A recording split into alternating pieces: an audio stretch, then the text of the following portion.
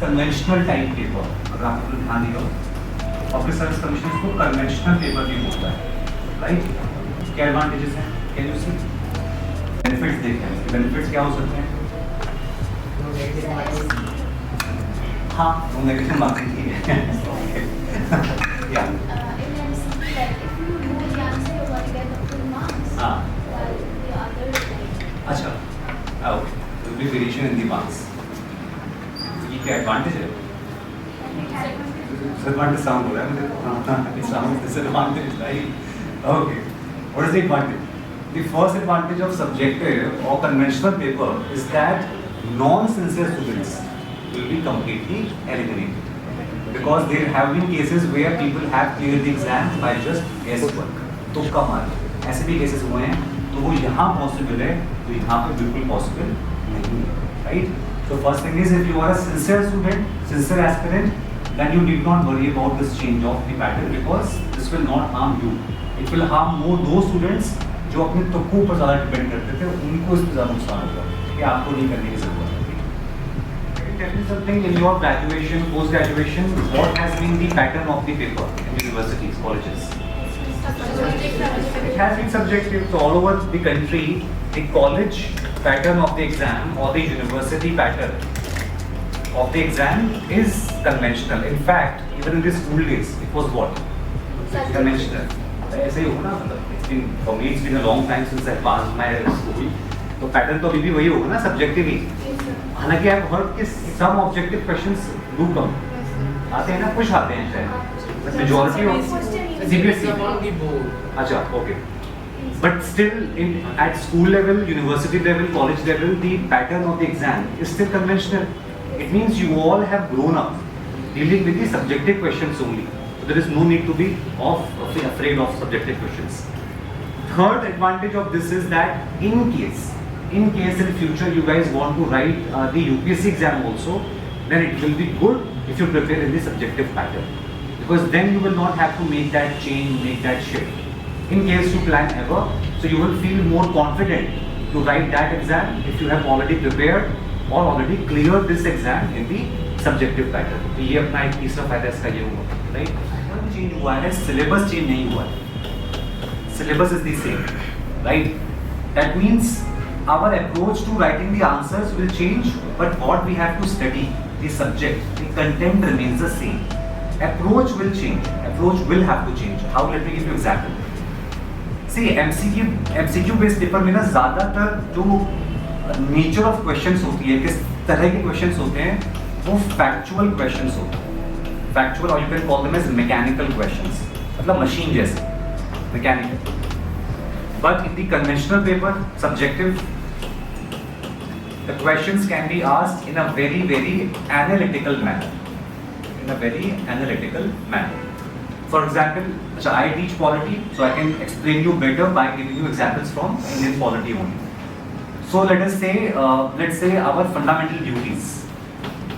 I think you all know in Constitution we have fundamental duties.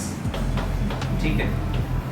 अच्छा, अगर मुझे इस मान लो मैं एग्जामिनर हूँ और मुझे क्वेश्चन बनाना है on the topic of fundamental duties for the exam, तो मेरे पास दो ऑप्शन है that what type of question I will frame.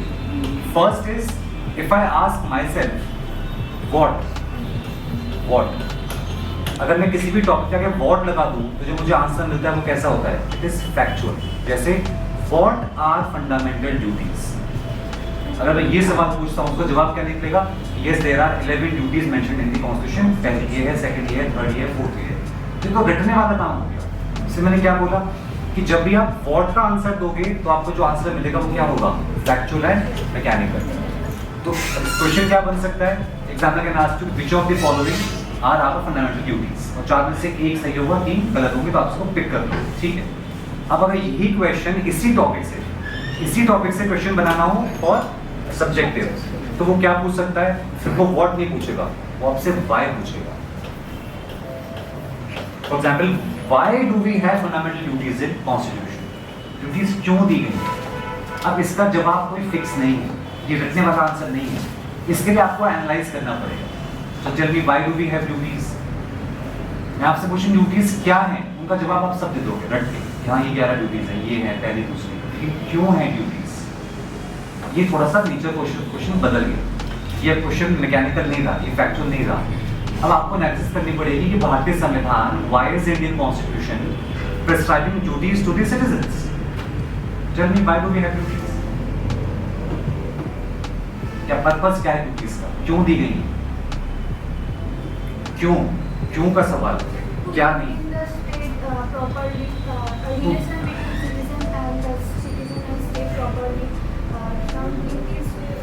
जैसे हम लोगों का जो है ना फंडामेंटल ड्यूटी का फंडामेंटल राइट्स है, वैसे ही फंडामेंटल ड्यूटीज स्टेट को देना चाहिए सिटीजन से।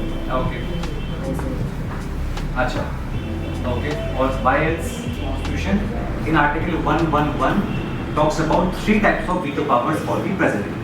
कि पहला, कि जब कोई बिल पास होके जाएगा प्रेसिडेंट के पास, प्रेसिडेंट मना कर सकता है, absolute veto. Second, bill pass होके जाएगा प्रेसिडेंट के पास, if it is not a money bill and he can return it back to the parliament for reconsideration, it is called suspensive veto. और तीसरा, कि प्रेसिडेंट कुछ भी ना करे, ठीक है, ना असेंट दे, ना होल्ड करे, ना उसको वापस भेजे, उसको ही simply keeps the bill pending on his table. That means he keeps the bill in his pocket and he forgets about it. So it is called as pocket veto. तो जैसे मैंने आपसे पूछा what are veto powers, तो आपने बोला कि भाई as per article 111 ये 3 ऑप्शन है। तो अब इससे मैं एक MCQ टाइप क्वेश्चन बना सकता हूँ, ठीक है। तो अगर यही क्वेश्चन, यही टॉपिक मुझे सब्जेक्टिव में पूछना हो तो what भी मैं पूछ सकता हूँ, और ऐसे क्वेश्चन आते भी हैं। लेकिन अगर थोड़ा सा लेवल इंक्रीज किया जाए तो फिर वो आपसे what नहीं पूछेगा, फिर क्या पूछेगा वो?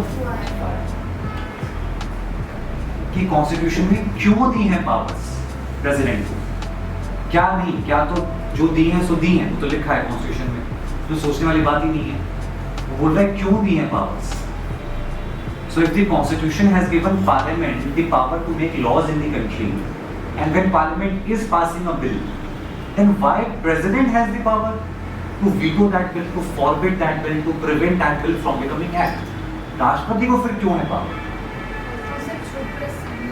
पार्लियामेंट तो फिर ओमनीपोटेंट हो जाएगा ना, सुप्रीम पावर हो जाएगा, उसके पास ही लॉ पास करने का क्षमता है। तो मोस्टली अगर प्रेसिडेंशियल एसेंट रहेगा, बिल भेजना पड़ेगा, तो पावर डिस्ट्रीब्यूट होगा, कोई ओमनीपोटेंट नहीं रहेगा। ठीक है, first you can say that to check the powers of the parliament, to check the powers of parliament so that parliament does not pass let us say any unfair, undemocratic और unconstitutional bill. ठीक है, very fine, ये बात सोचिए आपने। और क्या हो सकता है, राइट?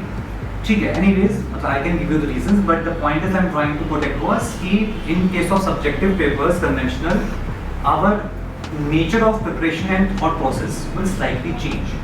मेरा ध्यान सिर्फ फैक्चुअल चीजों को रटने पे नहीं होगा, मेरा ध्यान थोड़ा सा चीजों को एनालाइज करने पर भी होगा, so that I can write the analytical based questions in the of the states of India. जो लेवल ऑफ क्वेश्चंस आता है पब्लिक सर्विस कमीशन में, वो is not at par with let us say UPSC. तो बहुत ज्यादा analytical तो नहीं होगा, लेकिन हाँ इतना जरूर है कि बिल्कुल फैक्चुअल भी नहीं होगा। ठीक है, वो आपसे बिल्कुल ऐसा बचकाना क्वेश्चन तो नहीं पूछेगा कि please give me list of all the 11 duties कि आपने रखी हुई हैं और लिख दिया। कुछ तो आपसे वो ऐसा पूछेगा जहाँ पे you have to analyse about those topics. एक और एग्जांपल ले लेते हैं, मान लो let's say these days we have something in news, I think you all know, and that is the uniform civil code, right? So we are having a discussion that should India move towards a uniform civil code. अब uniform civil code से मुझे अगर MCQ question बनाना हो तो क्या question बन सकता है? फॉर एग्जाम्पल पहला क्वेश्चन बन सकता है कि the uniform civil code is mentioned in which part of constitution? तो मैं 4 ऑप्शन दूंगा, preamble, fundamental rights, CPSPs या कुछ और का ऑप्शन। तो कहाँ गिवन है? DPSP, article 44। So article 44 comes in part 4 of constitution. Part 4 कहाँ से कहाँ तक है? आर्टिकल 36 से लेकर आर्टिकल 51। इसके बीच में आर्टिकल 44 क्या बात करता है? DPSP, uniform civil. एक ये पूछ सकता है। दूसरा क्वेश्चन क्या पूछ सकता है? अगेन फैक्चुअल एमसीक्यू में कि in which of the articles of constitution it provides for uniform civil code. 4 article दे देगा, आपको आर्टिकल 44 पिक करना है। तो ये तो हुआ MCQ. But from the same topic, if I have to draft a main exam question, तो वो क्या पूछ सकता है? Again, why? क्यों होना चाहिए यूनिफॉर्म सिविल? क्यों होना है? So to maintain the same status of Hindu and Muslims, one of the It's not just Muslims. all All religions. religions. So be very careful in the main exam. Your answers should reflect secularism. No need to take the name of any community even in the interview. As a civil servant, you are supposed to have, right? No need to सब religions का. ठीक है, पहला reason ये to have equality among all religions, which right now is not there. Because right now we have separate personal laws depending on separate religions, right?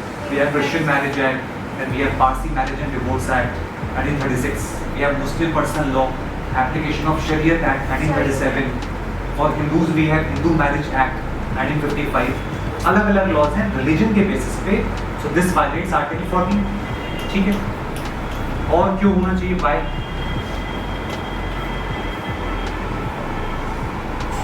कुछ तो लिखना पड़ेगा एग्जाम में. तो मान लो उसने क्वेश्चन पूछा, क्वेश्चन कैसे आ सकता है? Let us say what is uniform civil code, right? Why it is considered? Why it is considered? You can say again, saying main subjective na. It is always good that if you can add any current affair or event in your answer. If asked, then तो you have to write. अगर पूछा नहीं भी है question में, तब भी अगर आप कुछ करंट का चीज में ऐड कर देते हो, तो वो अच्छा इंप्रेशन डालता है. जैसे मान लो यूनिफॉर्म सिविल कोड का क्वेश्चन आया, उसने पूछा what is uniform civil code and why should India, तो आपने लिख दिया ये है. लेकिन रिसेंट टाइम्स में जो इवेंट्स हो रहे हैं रिगार्डिंग यूनिफॉर्म सिविल कोड, अगर आप वो भी लिख देते हो, जैसे लॉ कमीशन की रिकमेंडेशन क्या है, उसने रिकमेंड किया है कि नहीं किया है, क्या होना चाहिए, क्या उत्तराखंड ने रिसेंटली कमेटी सेटअप करी है for the state of Uttarakhand, why can't, because marriage and divorce किस लिस्ट में है? The concurrent list. इसका मतलब states also can make laws regarding personal matters.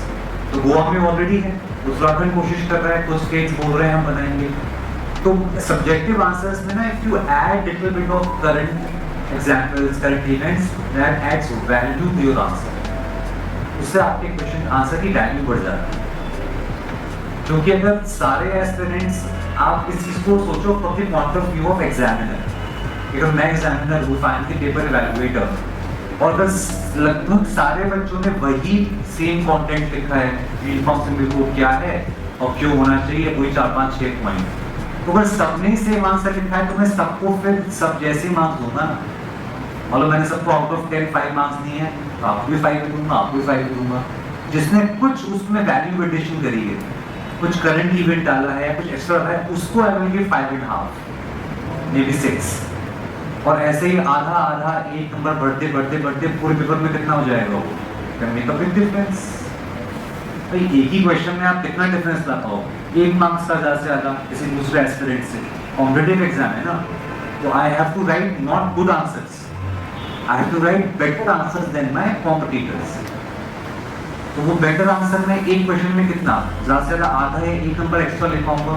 लेकिन सारे क्वेश्चंस में अगर मैं वही वैल्यू एडिशन करूँ, कुछ एक्स्ट्रा एग्जाम्पल दूँ, करंट इवेंट दूँ, किसी कमीशन कमेटी की रिपोर्ट का कुछ दे दूँ, इसने ऐसा बोला है, वही हो जाती है उसकी value addition.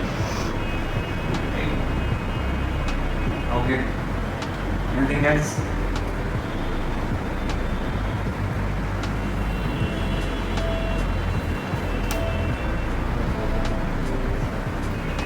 How do we cope up with this transition?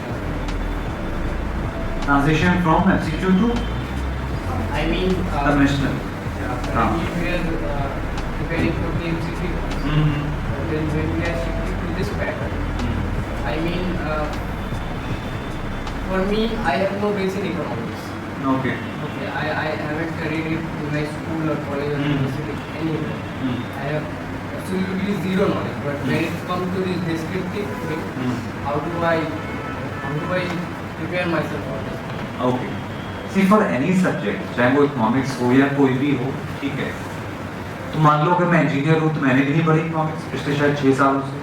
तो इमेजिन करो वो लोग जो पहले जॉब करते हैं, जॉब से रिजाइन करते हैं, मतलब मे बी कोई 7 or 8 year old guy है, वो रेड इकोनॉमिक्स इन क्लास 10 उसके बाद से पढ़ी नहीं है उसने, पढ़ना उसको भी पड़ेगा।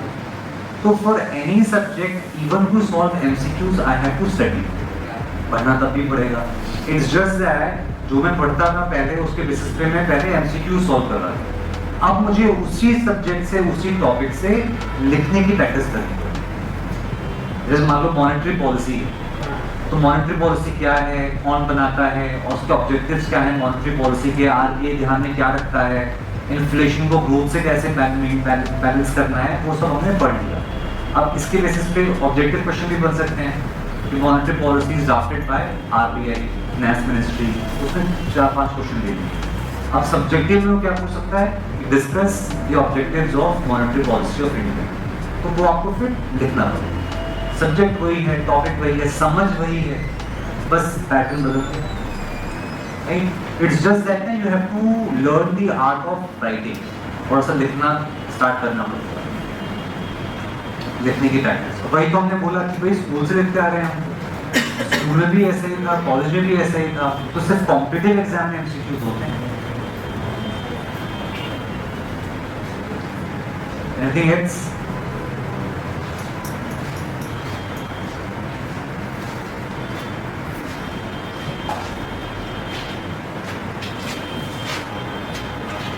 अगर 12 मार्क्स के क्वेश्चन पूछे हाँ। तो आंसर कितना बड़ा होना चाहिए, लेंथ कितना होना चाहिए आंसर का?